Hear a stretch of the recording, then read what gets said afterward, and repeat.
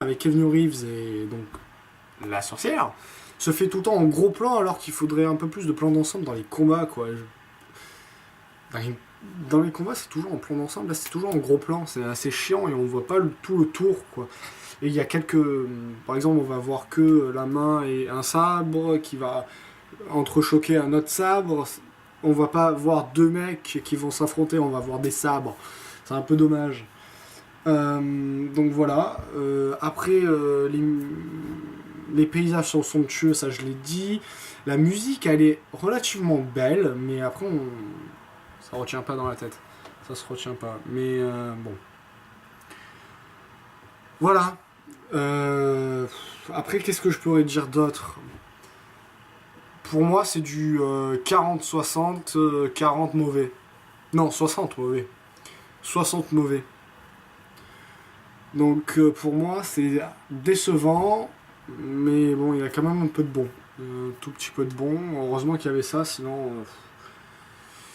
Voilà. C'est tout. Le truc qui me gonfle le plus, c'est l'histoire de Keanu Reeves, quoi. Ça, c'est... Oh, pourquoi ils ont fait ça, quoi? Enfin, je l'ai senti dans la bonne annonce que ça allait être une grosse merde en même temps. Donc je me suis préparé psychologiquement. Parce que... Ok, qu'il y a un leader dans les 47 Ronin pour décider qu'est-ce qu'on doit faire, machin et tout. Ok, ça je veux bien.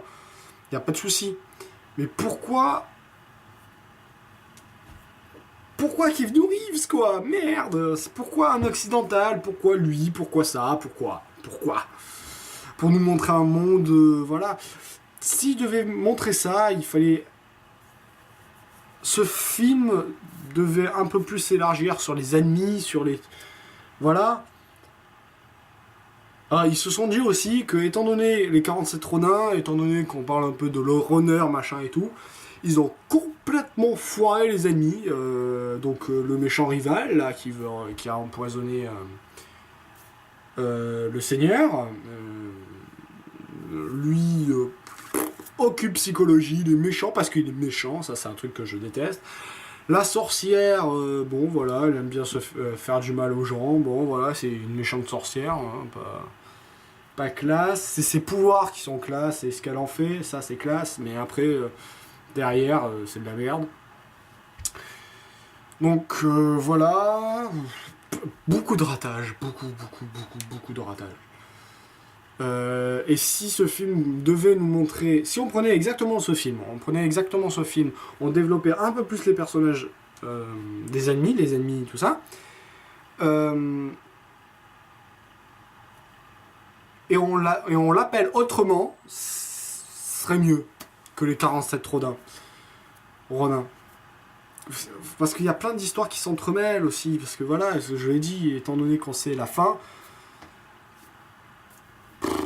voilà, ils se sont dit, bon, on va rajouter un peu plus, des histoires un peu plus, enfin, autour de ça, et voilà, c'est les problèmes avec des trucs comme ça, c'est quand on prend une histoire euh,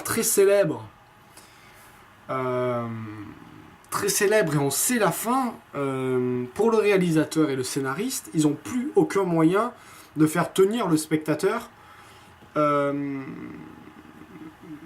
Comment ça s'appelle? De tenir le spectateur en haleine jusqu'à la fin, jusqu'au dénouement. Parce qu'on sait comment ça va se terminer. Donc ils doivent mettre plein d'autres trucs pour que ça étoffe, pour que ça... Voilà, et ça, je suis pas contre, mais il faut que ça ait une utilité dans l'histoire et pour que ça avance l'histoire principale. Là, c'est pas du tout le cas et c'est une merde internationale. Donc voilà. Je sais pas combien elle dure la vidéo, mais je pense que je me suis bien défoulé. Je me suis retenu jusqu'à la maison pour bien cracher dessus. Voilà, putain, si j'avais une note à lui donner, je lui mettrais allez, un 9 sur 20, quoi. C'est con parce que l'esthétisme est superbe, les acteurs sont superbes. C'est bizarre parce qu'ils ont développé Keanu Reeves, ils ont absolument pas développé les 47 Ronin, les autres. Pourtant ils sont attachants. Ils sont attachants dans le fait qu'ils sont prêts à donner leur vie pour honorer leur maître, quoi. Voilà, et ça c'est juste super.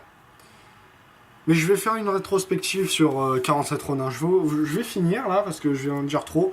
Mais je pense que je vais faire une rétrospective. Je sais pas quand, je sais pas. Je pense que dans quelques mois. Bon, bref. Voilà. Ciao!